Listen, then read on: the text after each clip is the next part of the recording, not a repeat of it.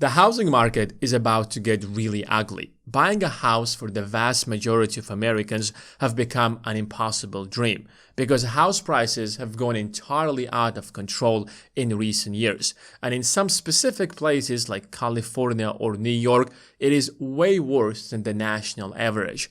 And President Trump is about to make it a lot worse. He just suggested that he is working on a plan to introduce 50-year mortgages. On the surface, it seems like a good solution to a really complicated problem that the country has been facing over the last few years. But if you dig into the numbers, it is actually a disaster. It is literally going to turn these people into slaves. And if you think that I am exaggerating, let me show you the numbers. The real household income over the last 10 to 15 years haven't actually grown much. It has increased by about 18%. While house prices during the exact same period have increased by about 100%. So if your essential expense have grown by 100% and your real income has grown by 18%, you simply cannot possibly afford that, and it creates a problem. So the real solution is either to increase your real household income so that it matches the house prices in the market, or bring down house prices to a level where you can actually afford them. Any other solution doesn't seem like a real solution. If you look at house prices, there are two ways to fix them. First of all is to bring down prices, but this is not going to happen. Last time the United States brought down house prices, it crushed the entire US economy. When house prices dropped in 2008, it took down with it the entire US economy. As a result of that, it took down with it the entire global economy, and the entire global economy was suffering for the next few years just because the housing market in the United States has collapsed. So the government and the Fed most likely won't let anything like that to happen anytime soon. The second way to fix the housing problem is to bring down the mortgage rates. The era of low mortgage rates is over. The best period for mortgages was after the 2008 financial crisis up until 2022. We are not going back to that period at least in the next 10 to 15 years, primarily because the US government has generated trillions or dozens of trillions of dollars in debt, and the US government is forced to run a huge deficit to borrow money to ensure that it can pay the interest on that debt so that it does not default on that debt. For example, this year, the total amount of interest the US government will pay is about $1.1 trillion, while the total spending of the US government is about $7.2 trillion, while the tax revenues is about $5 trillion. So because the government is forced to borrow that money, it increases massively government spending. Massive government spending leads to high inflation. High inflation pushes the lenders to demand much higher interest rate on their investments. So the banks are forced to charge much higher mortgage rates. Even Donald Trump understands that that's not going to happen. He forced the Federal Reserve to start lowering interest rates.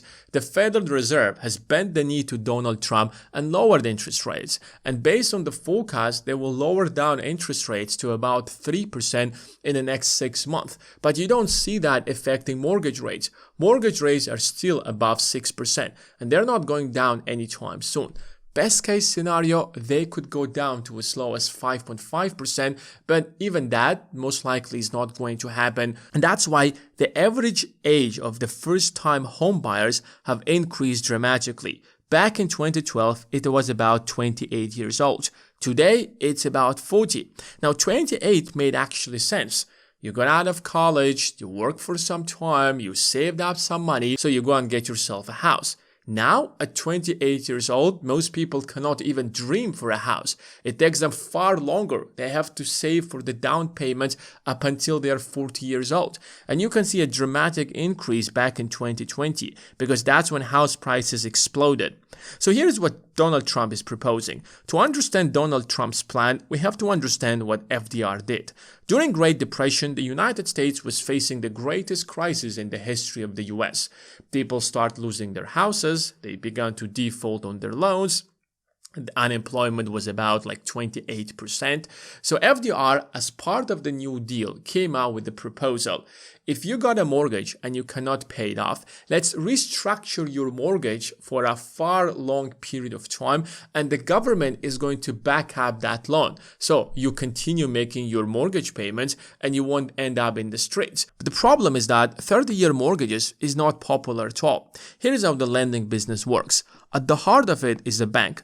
The bank takes money from the people with extra cash and it has to pay them some interest. The bank will take that money and will provide it in form of different kind of loans, such as mortgages to people who want to borrow that, and will charge them interest.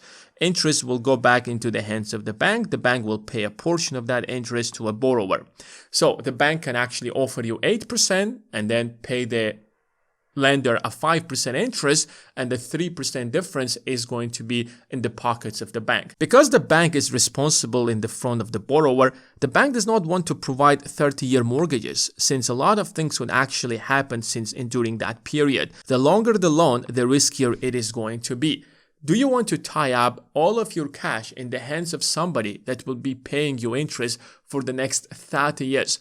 A lot of things could happen. Imagine you take a mortgage, a 30-year mortgage in 1935.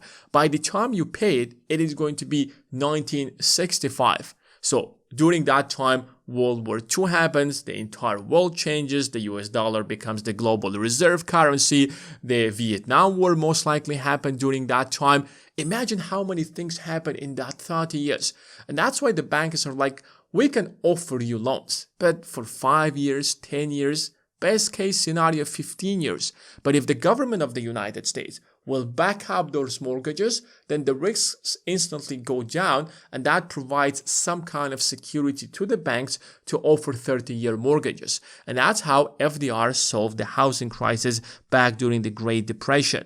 It wasn't a perfect fix, but it actually worked for some time.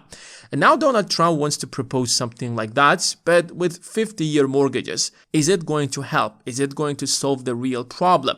Well, let's take a real-life example and see how that is going to impact you. Let's imagine the size of the loan is $400,000.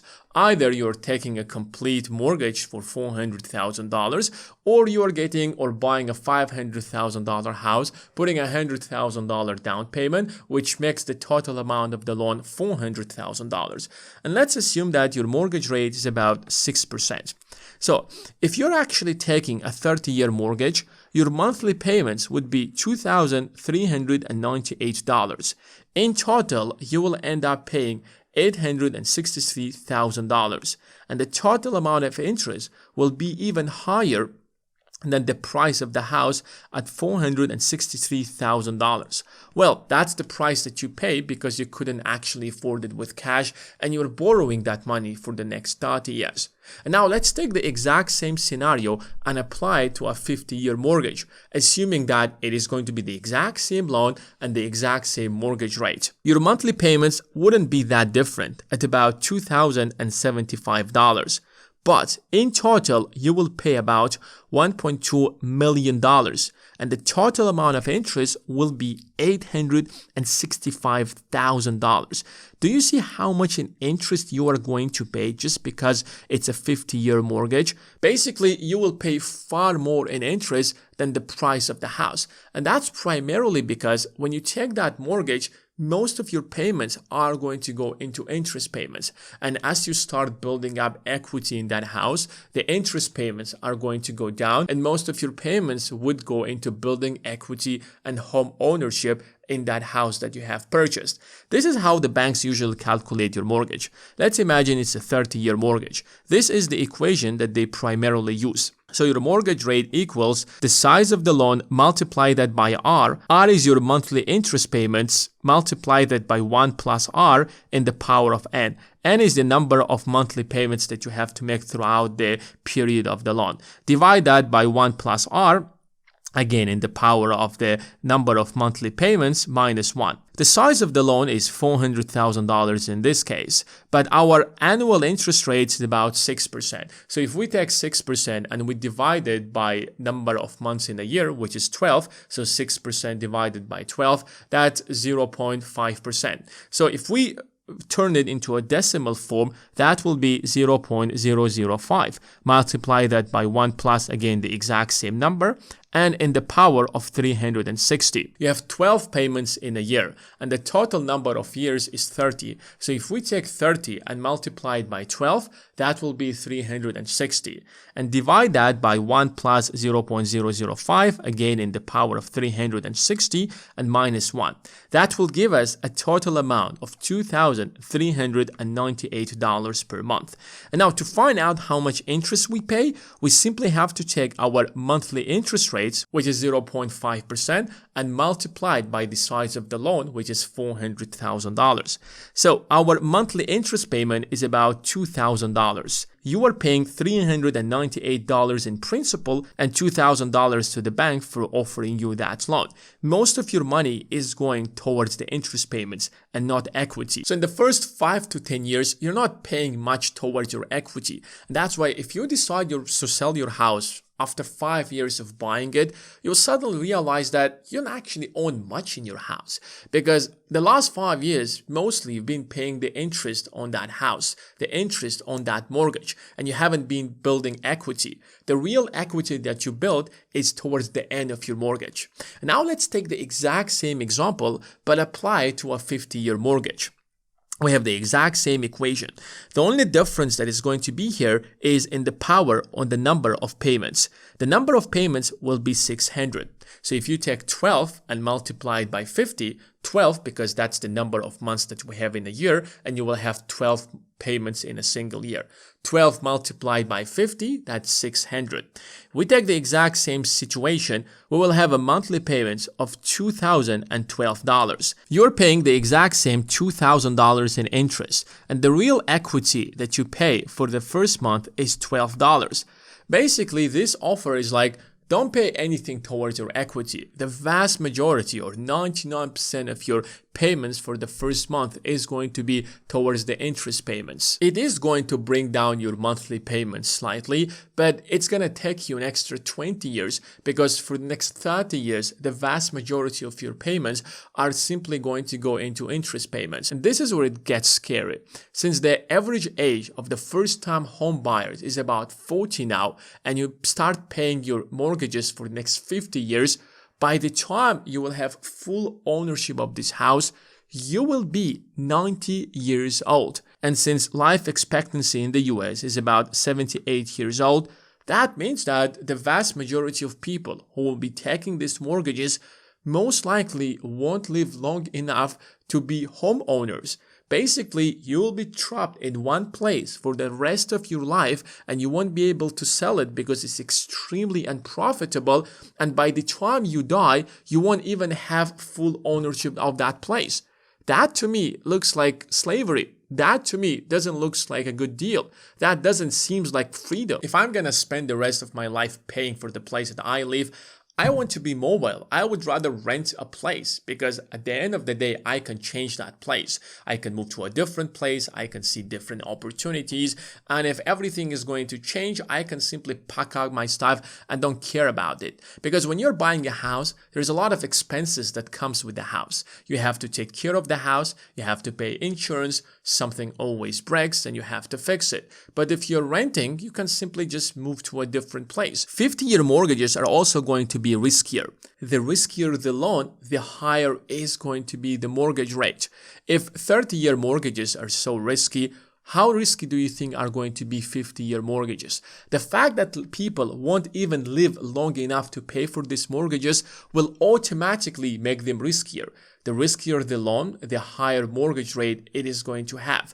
So if we have the exact same loan at $400,000 and a 30-year mortgage would offer you 6%, most likely a 50-year mortgage will offer you slightly higher interest rate. And that's why the monthly payments won't actually be that different between the 30-year mortgage and a 50-year mortgage. As you can see that this is not a real solution to this problem. The real problem is that there is far more demand than supply in the housing market. So you have to increase supply and not turn people into slaves so they will be paying mortgages for the rest of their lives and won't even live long enough to see that they finally paid off their mortgages. They're finally homeowners. The real winners out of this deal are going to be the banks and investors. In fact, if you look at our economy, you realize that the real winners are always investors, the people who are investing, the people who are putting their money into work. Because if you take that kind of a mortgage, the bank is going to win, the investor who purchased the mortgage-backed security is going to win, and you will literally just spend the rest of your life paying your mortgage, and you won't even see that you actually became a homeowner by the end of your life. So if you want to win in this economy, become an investor. Start investing. Start buying assets. Start buying stocks. Yes, maybe starting with the housing market is very difficult with these home prices, but you can always build your wealth in the stock market. And then you can use those investments to buy a house whenever you are ready. So if you want to know what are the top 5 stocks that you should be buying right now, then check out the first link in the description of this video. That's it for today, guys. Thanks for watching, and I will see you in the next one.